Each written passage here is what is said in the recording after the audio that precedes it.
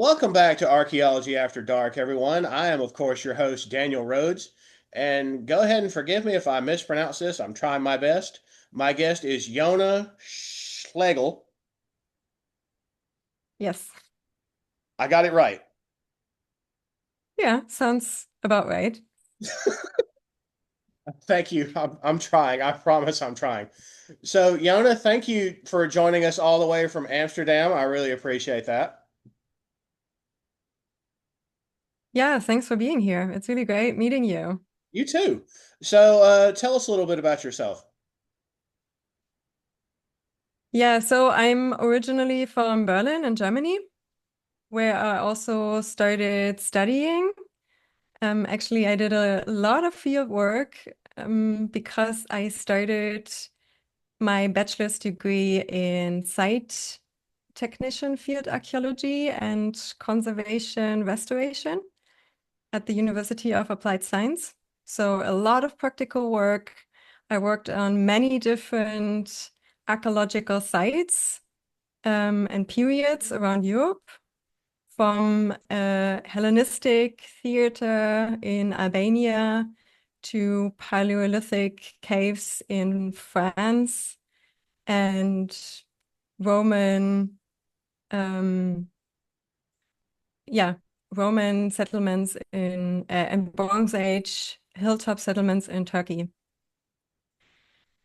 And yeah, from there I moved on to landscape archaeology and did a lot of geophysical prospection, which brought me then to Vienna, where I worked at the Ludwig Boltzmann Institute for archaeological prospection and virtual archaeology. And then I decided I need a new city and moved to Amsterdam. And now I'm here. I'm doing a lot of freelance work in visual science communication. And currently, I also have a project with the Hauchens Institute, which is focused on the history of the Netherlands.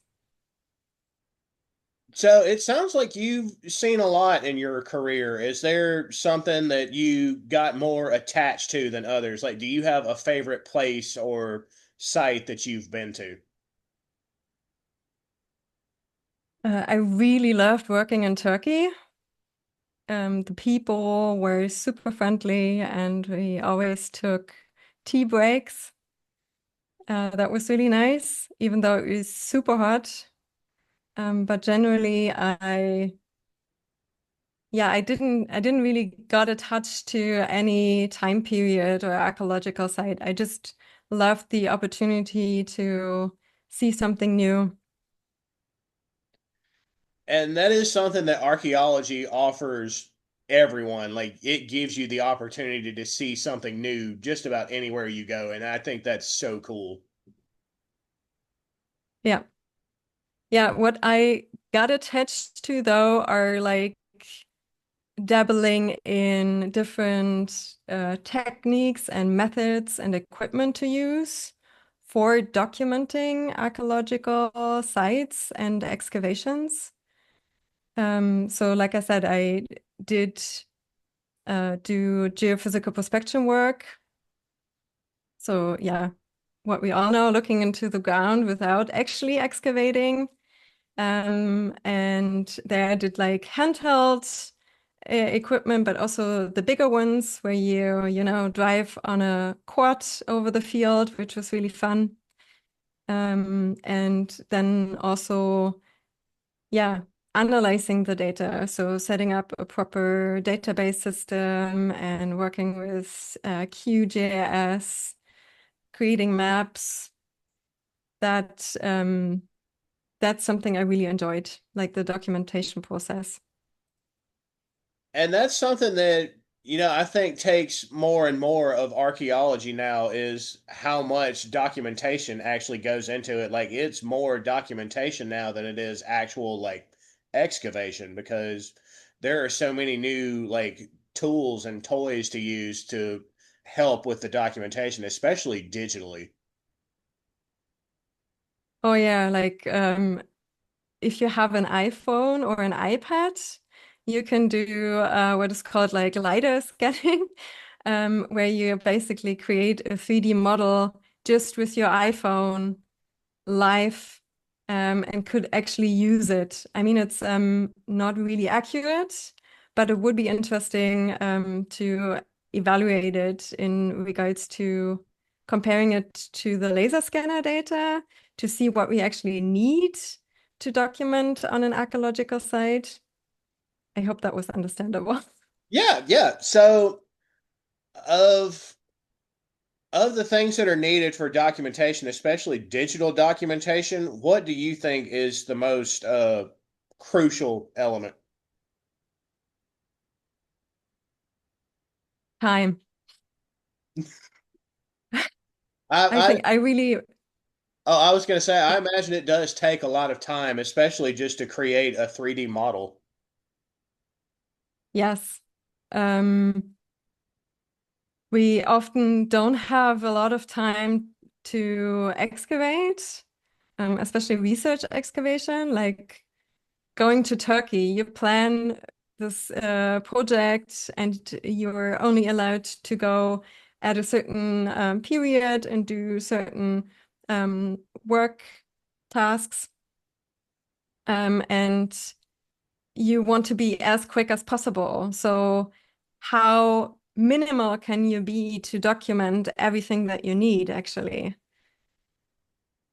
And I think also a user friendliness, like can you also make some processes automized, like that you don't need to fill in all the boxes in your documentation sheet, but can make it quicker by maybe using an app or something,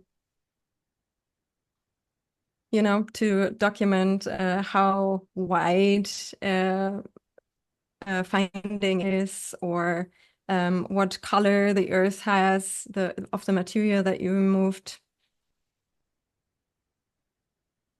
Yeah. Yeah. Huh. So I guess that removes some of the human element from it too, because, usually, or at least the way it's been explained to me by some of my professors is, every person on the excavation had like a certain thing assigned to them. And if you have an app that can do the work for the person, you don't necessarily need that person to be there anymore, do you? No, I don't think so. I think archaeology is still a lot of people work. And if you have an app that just enables you to be quicker with the documentation process, then that is helpful for the person who's documenting. But I don't think the person will be taken out of the equation. Like you still have to say, okay, this material is like dark brownish, and maybe use a Mumser color chart to check the hue of the soil, and still do like the sausage testing, like how sticky is the sand by rolling it. I think there's still a lot of human elements in there to document an excavation process. Yeah, it sounds like there is. And just like thinking about the sausage test, I've never actually heard anybody call it that. That's delightful. I love that. Sorry, I just translated it directly from German, so yeah. No, I love that, and I'm actually going to call it that from now on. Okay. So, What's the name that you called it before? I just call it the dirt test. Ah, interesting. Okay. I mean, I'm sure it has a more scientific name. That's just what I call it. I have been tricked into the lick test more than once. Oh no. So, Hmm. yeah, this part of the documentation is licking rocks. I now always have to think about like which of the Pirates of the Caribbean movies was that, where Jack Sparrow went a little bit crazy walking around and licking rocks as well. I always have to, think about that when I hear someone say the lick test. Yeah, and I actually teach archaeology programs to students, and they think that I'm messing with them when I tell them about the lick test. And I tell them up until a lot more recent than I'd care to admit, the lick test is still scientifically accurate. I guess, yeah. They're like, oh, that probably tastes like sand. I'm like, well, it probably does because it is sand. Mm, mm, So yeah. I imagine you have to do a lot of computer science lessons or education to learn a lot of what you do also, along with the archaeology stuff. Yeah, so in the landscape archaeology master, there was focus on that aspect, like also learning data science, how to use R, the programming language. I did not really like that. I'm really more a visual person. That's why I moved to web development, where I can just see right away what I'm doing. And it usually looks nice. So yeah, comparing that to R, it's just nicer to look at, I guess. Yeah. So I guess there's a little bit of art to what you do also. Like I follow you on Instagram. I see you making sketches on occasion. So when you make a digital model of something, do you sketch it first and then make the model, or do you just make it up as you go? So yeah,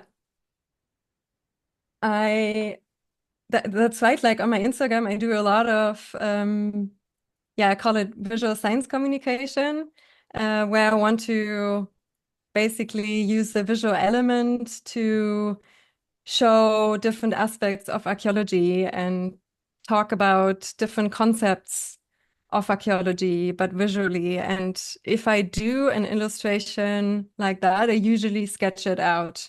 So I think about like, okay, what is the message I want to uh, convey with the image? What is the target group also? Like, is it more for a wider um, array of people, or do I tackle archaeologists like you and me? And then yeah, it goes through a few iterations, and then I usually post it. So it's yeah, it's more for myself, but that's basically my progress there. And that's something that I think you said you wanted to talk about was visual science communication. What does that actually mean? Yeah, I think like I said, archaeology is for me is really visual as a science. Like what we produce, how we talk about stuff is usually quite visual and yeah, at least on multiple aspects. I mean, not everything is visual in archaeology. Like progresses like you do with the blacksmithing, um, that is a visual thing, I think, but also more concept, like nothing static. It's a movement. Yeah, that's Um, like that's something that when we recreate something, we actually show the process on how much work actually goes into creating those artifacts. Like it's true that archaeologists, it's really rare that we find like a bowl or a spear point or something that's in a single piece. So it's up to us to like fill in that missing part. Like you get this little triangle, but the top part of that triangle is missing, so you got to sketch it in. yeah, and this is where basically visual science communication comes in, because probably not only the top part is missing, but also the back part, like the full arrow. If you only find the arrowhead, then the rest is missing. So to um, showcase that to a museums visitor. I think it's important to also show a complete piece and how it maybe was used. Yeah, and I think that's really helpful, especially when you're teaching it to people who don't really have a background or knowledge to go along with it. Before we actually show people how it was used, it's just a rock or something, but we show them that how somebody actually attached it to like a stick and used it to hunt a giant animal. They're like, "Oh, oh." Yeah, yeah. Communication is so important in regards to archaeology, like showing why it needs also especially experimental archaeology to try out our hypotheses about how an arrowhead or a stone was used in the way. Like you need a few iterations to try that out. Yeah, and then experimental archaeology is when you realize how cruel gravity is. Like, oh, how did they do this? This is so hard. Yeah, yeah, Like it's crazy. I was giving an atlatl lesson. That's like a spear throwing lesson, and I realized that the way I was throwing it was probably wrong because the tip I'm using on my spear is probably lighter than the stone they were using. So I actually got just a couple of rocks and tied it to the tip also while I was throwing it. I'm like, Nice. oh, so this is hard and my shoulder hurts, so I need to take a break. Yeah, that sounds about right. Like you have these processes, and with visual communication, science communication, like I usually use let's say I do a reconstruction of a pit house from like the Germanic period, like 500 AD Mhm. here in Central Europe, then I would like collect all the visual information I can find and all the research I can find about pit houses and would see, okay, what is typical material used? And then I would like slowly build up my illustration about this pit house and link all the research to it. So, correct me if I'm wrong, a pit house is a house that's like halfway like underground to conserve heat, or am I thinking of something else entirely? Um, yeah, so you basically dig into the ground, and Mhm. these are basically your walls, and then you erect a, a roof on top. So you don't need to be bothered with building up the walls, and you can only build up the roof, and then it's also a little bit colder. So for the summer, it's probably nicer. Yeah. Huh. That's kind of neat, actually. Can you still find like intact structures like that in Germany or in Europe?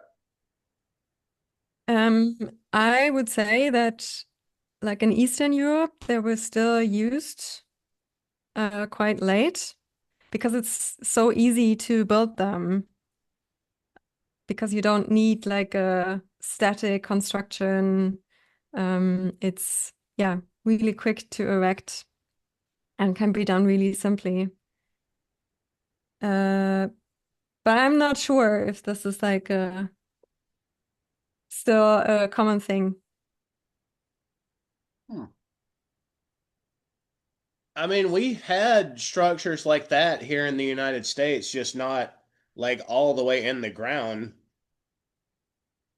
That's really interesting. Um, I mean, I went to the Royal BC Museum in Victoria, Canada, Mhm. in British Columbia, and they have a really cool exhibition. And they actually have a type of pit house in the exhibition built in.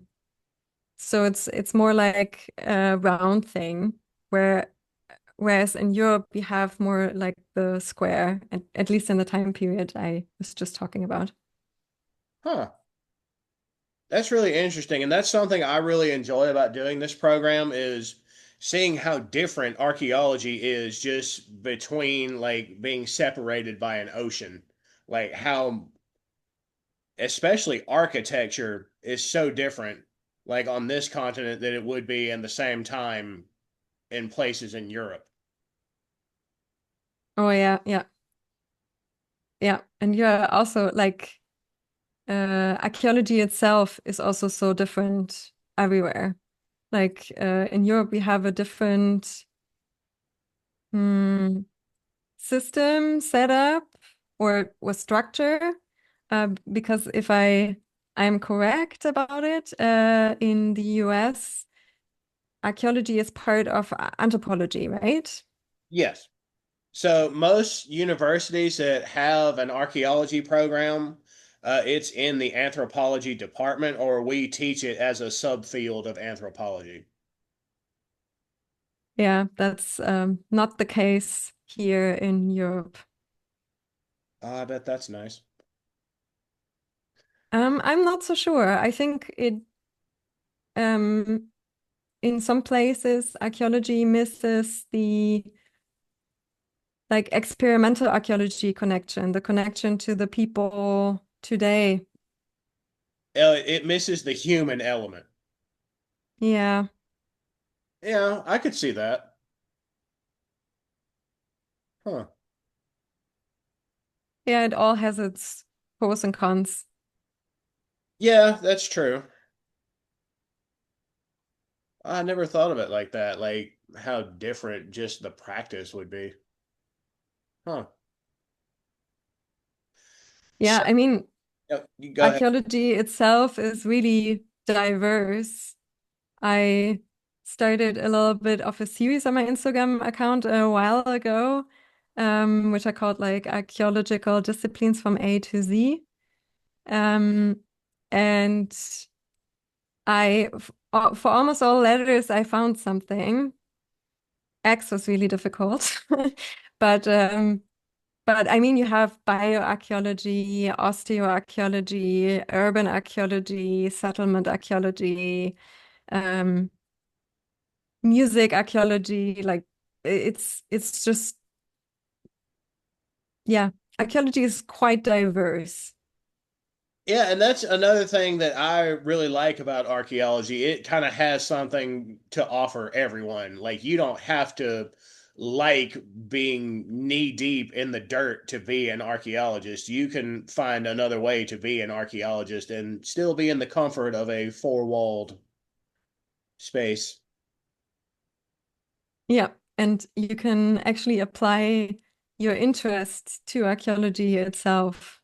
Like with my illustrations, I didn't know it would be able to connect these two things.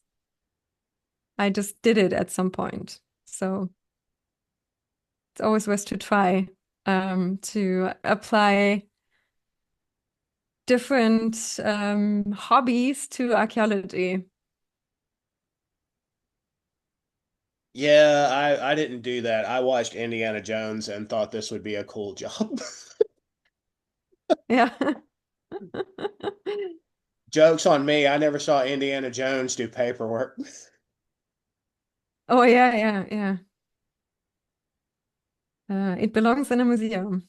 It does belong in a museum with all the site forms and documentation along with it, but he never does that part. Yeah, and also not talking to the government if it's okay to take the object to. I think he's US based, He so is. back to the US. Yeah. Yeah, Yeah, not a whole lot of permission getting on his part. yeah. So, what got you interested in, since we're talking about hobbies, I assume computer illustrations or communication science was something that interested you before you made that connection in archaeology.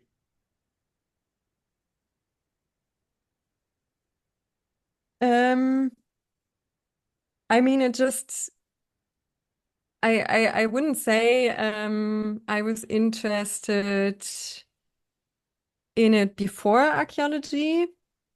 Um, I doodled and sketched a lot in my free time, but yeah, I just basically took the ideas and applied it to archaeological um, topics. So like there was no it was never like a real hobby on the side where I focused on, I don't know, drawing flowers or something. I just went right away into archaeology and was like, okay, cool. This is something fun that I want to do now to not always sit in front of the computer. So yeah, I just went ahead and do something that was then still archaeological. So, weird question. What was the first archaeological thing you drew, if you can remember that? I assume you do a lot of drawing. Oh yeah, that's really hard. Um, yeah, I guess it was like doing my first internship. Um, I like it was raining outside, so we had to work inside, and we found this huge Neolithic grinding stone. And because I was still an intern, so learning the ropes, I was seated in front of this grindstone and was like, yeah, just draw it. And then I did some weird scratches, and then they taught me how to do like a technical drawing, um, like a proper one. That was, I think, my first and only scaled artifact drawing. But yeah, it was fun. Yeah, it sounds like it would be, and it sounds like, there's plenty of opportunities to connect like people who like to draw with archaeology. Yeah, I can actually pitch like I'm de or yeah, still constructing and developing an idea, which I also already teased on my Instagram account. I call it archaeology journaling. And I hope to start working on this idea further. And it's basically drawing an artifact and the biography of the artifact Oh, that's itself. so cool. So yeah, going to a museum and then seeing what is on display and just taking a lot of time to uh, observe the artifact and yeah, see it from different angles. And then here my example. This is a bread from Pompeii found, which was burned. And then I also found out that someone recreated the bread. So there's a recipe. And so I was writing down the recipe, Have you tried to which make I the think it's recipe though? no, it's yeah. I'm not a baker. It probably would not be turning out that nice. And they also used some specific equipment, like I don't know if you can see that.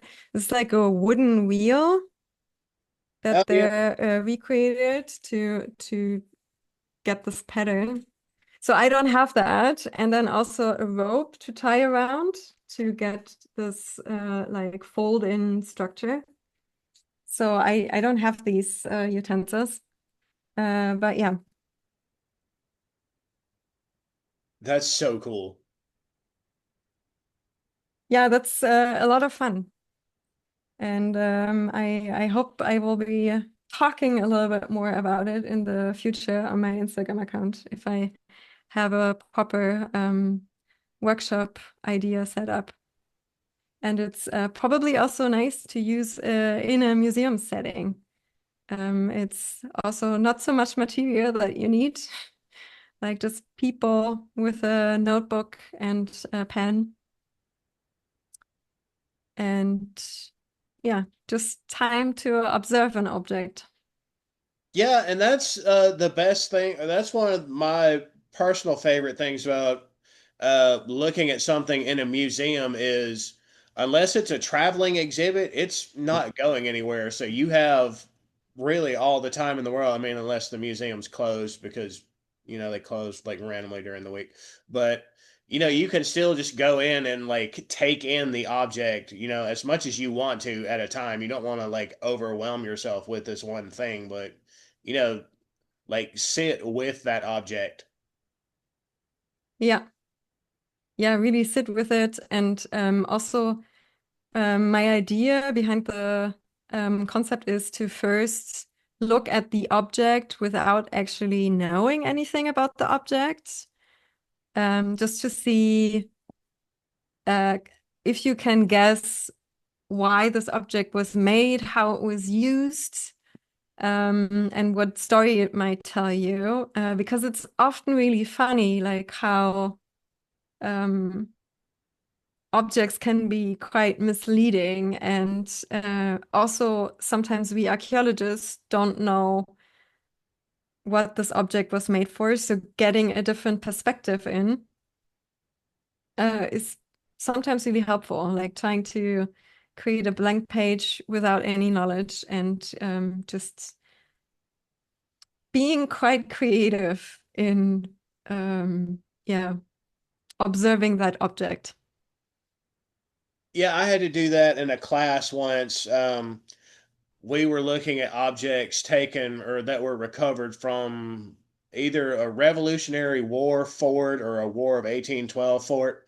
And the object I was looking at, I was dead certain that it was a toothbrush because it was long and had a little scrubby thing on the end of it. And they're like, no, that's for cleaning a rifle. And I was like, oh, that's, I'm Mm.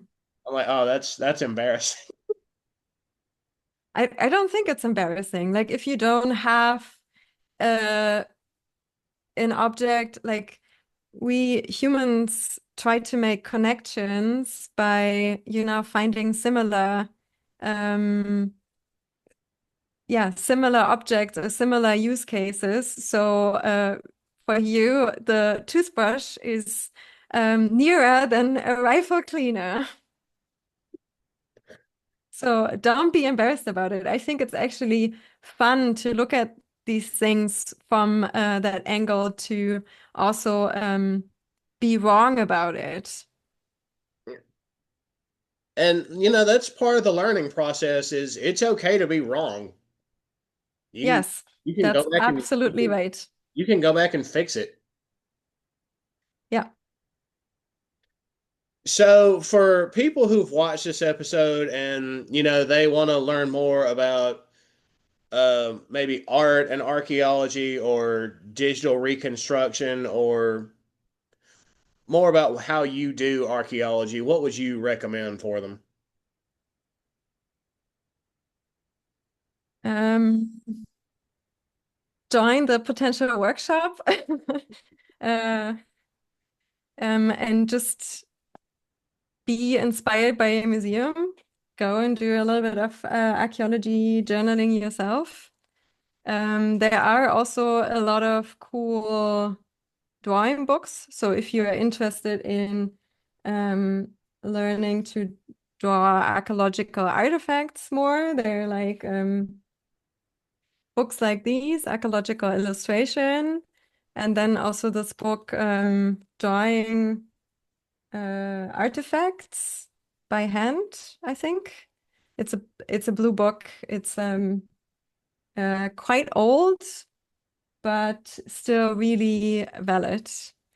And yeah, there are a lot of resources out. Like if you want to improve your drawing skills, you can probably find some good YouTube courses online.